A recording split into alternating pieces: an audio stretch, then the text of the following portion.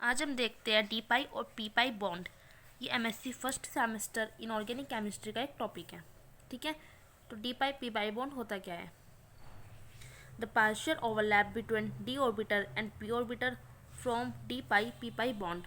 In such species, the central atom has half-filled d orbital which form pi bond with the surrounding atom having half-filled p orbital.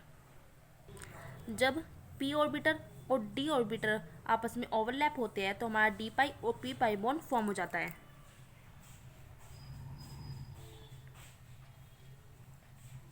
d pi p pi bond are always form after the formation of sigma bond. तो firstly आपका sigma bond form होता है, उसके बाद आपका D पाई और P pi bond form होता है। D pi P pi bond is also called back bonding, इसको हम बैक बॉन्डिंग भी कहते हैं। ठीक है, देखिए जैसे आपका ये क्या है, एक पी ऑर्बिटर है, ठीक है, ये डी है, तो ये दोनों आपस में ओवरलैप होके क्या करते हैं, पी पाई D pi P pi bond form कर लेते हैं। इसके एग्जाम्पल की बात करूँ तो SO2 से हम समझते हैं। ठीक है, सल्फर जिसका एटॉमिक नंबर क्या होता है 16, इसका हम बनाएंगे इलेक्ट्रॉनिक कॉन्फ़िगरेशन 3s2 3p4। यहाँ पे जो Ni लिखा है इसका मतलब है नियॉन। ठीक है, नियॉन मतलब इस जो नियॉन का इलेक्ट्रॉनिक कॉन्फ़िगरेशन होता है फर्स्टली हम वो लिखेंगे, क्योंकि जो इससे पहले इलेक्ट्रॉनिक कॉन्फ़िगरेशन है वो नियॉन के इक्वल है। ऑक्सीजन का हम इलेक्ट्रॉनिक कॉन्फ़िगरेशन बनाते हैं। उसके बाद हम सल्फर की ग्राउंड स्टेट में इलेक्ट्रॉनिक कॉन्फ़िगरेशन भरते हैं। ठीक है, जैसे 3s2 हमने s ऑर्बिटर में 2 इलेक्ट्रॉन फिल कर दिए। उसके बाद हम p ऑर्बिटर में इसके 4 इलेक्ट्रॉन फिल कर देते हैं, तो सल्फर की ग्राउंड स्टेट हो जाती है, जिसमें d ऑर्बिटर क्या होता है, वैकेंट होता है। उसके बाद हम सल्फर की एक्साइटेड स्टेट बनाते हैं, जिसमें क्या होता है, जो ये p ऑर्बिटर का एक इलेक्ट्रॉन है जो एंटी बॉन्डिंग है वो क्या होता है, जंप करके d ऑर्बिटर में चला जाता है। फिर हम ऑक्सीजन का ये ऐसे बनाते हैं, इसमें क्या है, लास्ट में 2s2 and 2p4 हम इसमें ये फिल कर देते हैं। अब ये ओवरलैप करेगी आपस में p और d। हमारा मॉलिक्यूल था SO2, तो हम O का बना लेते हैं इलेक्ट्रॉन कॉन्फ़िगरेशन और ऑर्बिटर में इलेक्ट्रॉन फिल कर देते हैं, और ऐसे ही हम S का बना लेते हैं। फर्स्ट हम क्या करेंगे, हम देखेंगे ये भी क्या है क्लॉकवाइज, ये भी क्लॉकवाइज, तो हम इसकी क्या करवा देंगे, पी ऑर्बिटर में बॉन्ड करवा देंगे। फर्स्ट ये आपका सिग्मा बॉन्ड फॉर्म होता है।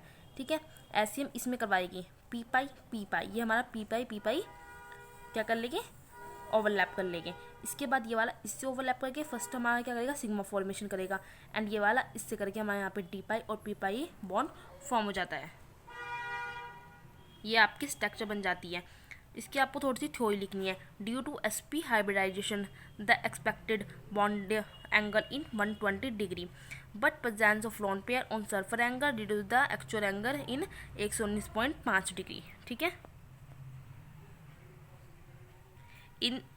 in this molecule sulfur oxygen bond length 1.43 angstrom and which show some double bond character in the molecule and the mole has a resonating structure। फिर आप इसके resonating structure फॉर्म कर दोगे।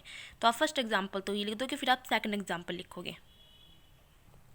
Second example आ जाता है आपका SO3 मॉलिक्यूल्स का। ठीक है, वही आप सल्फर की ग्राउंड स्टेट बनाओगे, फिर सल्फर की आप एक्साइटेड स्टेट बनाओगे, फिर सल्फर की आप सेकंड एक्साइटेड स्टेट बनाओगे। सेकंड एक्साइटेड स्टेट में आप क्या करोगे, ये जो S में था, ठीक है, S ऑर्बिटर में जो 2 हमारे इलेक्ट्रॉन थे उसमें से एक भी चला जाएगा। फिर आप ऑक्सीजन का बनाओगे, यहाँ पे क्या है SO3।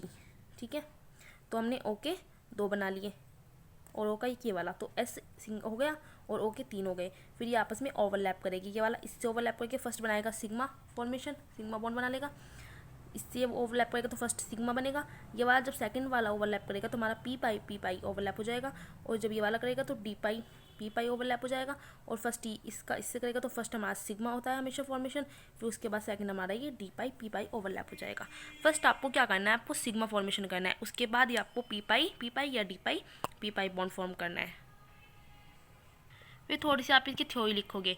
In this molecule 2 D pi P pi bond are formed because in SO3 molecule sulfur atom are excited state. Due to sp2 hybridization, the molecule has trigonal planar geometry and bond angle 120 degree as expected in this mole.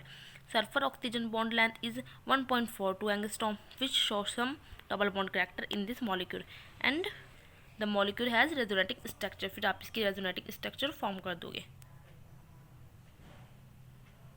आप ऐसे ही next example लिखोगे SO3 2 negative, यहाँ पे 2 O पर क्या है, 2 negative है, ठीक है। तो ये भी बिल्कुल उसकी तरह ही है, आपको बस थोड़ा सा समझना है। आपको फर्स्ट ही क्या करना है, सबके इलेक्ट्रॉनिक कॉन्फ़िगरेशन बनानी है और फिर उसे एक्साइटेड स्टेट में पहुंचा देना है। उसके बाद आपको बॉन्ड फॉर्म करना है। फर्स्ट आप सिग्मा बॉन्ड फॉर्म करोगे, उसके बाद जो आपका P pi T pi bond form होता है वो कर दोगे।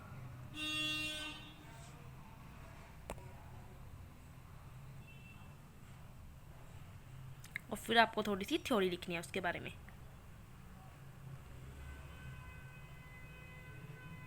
अब आ जाता है आपका evidence for D pi P pi bond.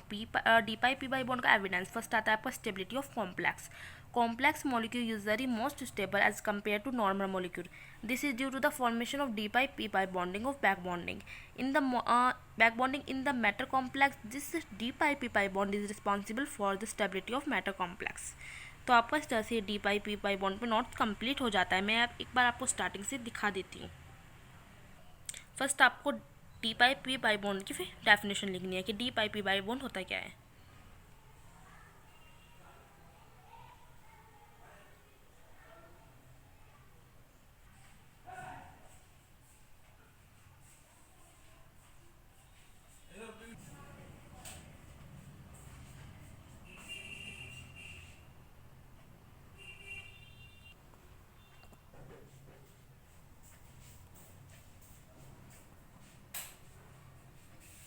फिर आपको इसके कुछ एग्जाम्पल लिख देने हैं, ठीक है।